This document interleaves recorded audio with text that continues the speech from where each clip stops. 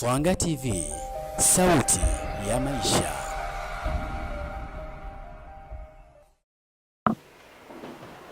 Katika jamii na dunia tuliyokuwa nayo, baadhi ya watoto pamoja na vijana wadogo kati ya miaka 12 mpaka 15 wamekuwa wakijihusisha katika ngono kabla ya wakati. Hali hii imekuwa ikipelekea madhara makubwa sana kwa watoto hao, ikiwemo kupata mimba za utotoni kwa mabinti, lakini pia magonjwa hatari ya zinaa kama vile gonjwa hatari la ukimwi.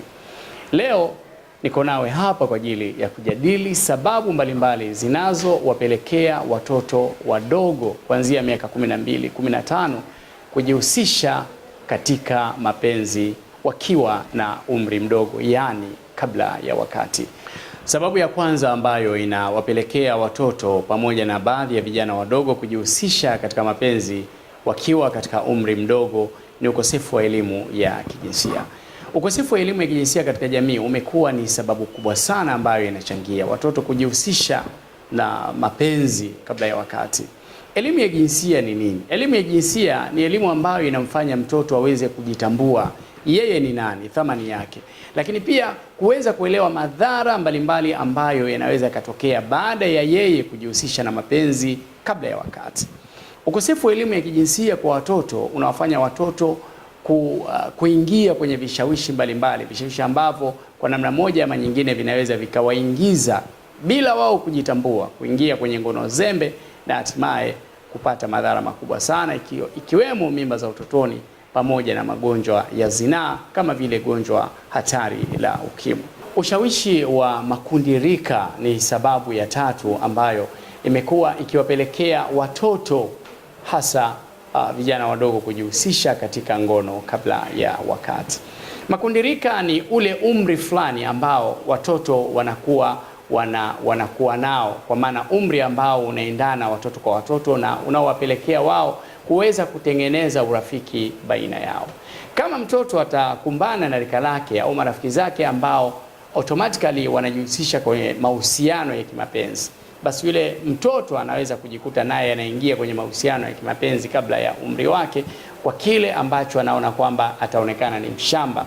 Inafikia hatua anafanya mapenzi na kuona kwamba ni hali ya kawaida yeye kufanya mapenzi kwa kuwa rafiki zake wanafanya.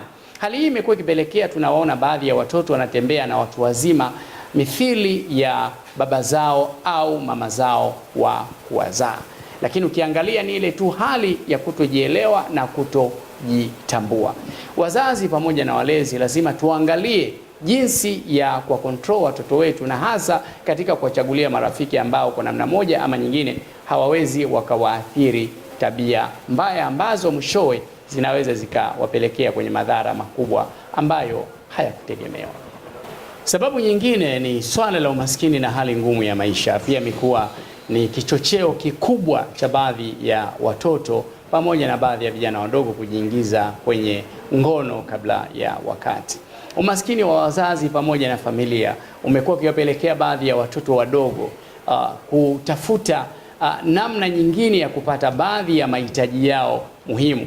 Wanapokutana na watu ambao hawana lengo zuri kwao, wakawapa pesa au vitu fulani vizuri, watoto wale wanashawishika na wale watu, na mwishowe watu wale wanapowataka kimapenzi inakuwa ni rahisi kutokana na vile vijizawadi au pesa ambazo wanapewa na watu wale ambao kwa namna moja ama nyingine wanatumia fursa ile ya umaskini pamoja na hali ngumu za maisha za wale watoto kuweza kuwarubuni na kuwaingiza katika mapenzi wakiwa katika umri mdogo.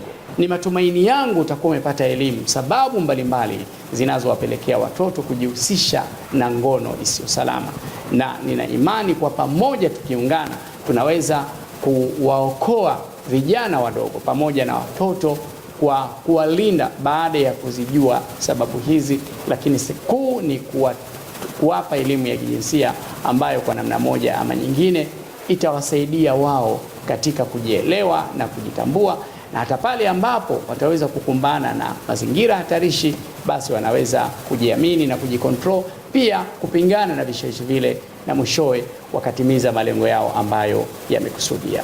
Jina langu ni Hamza Shabani Lusambo. Usisahau subscribe Swanga TV. Asante na mpaka wakati mwingine. Swanga TV, Sauti ya Maisha.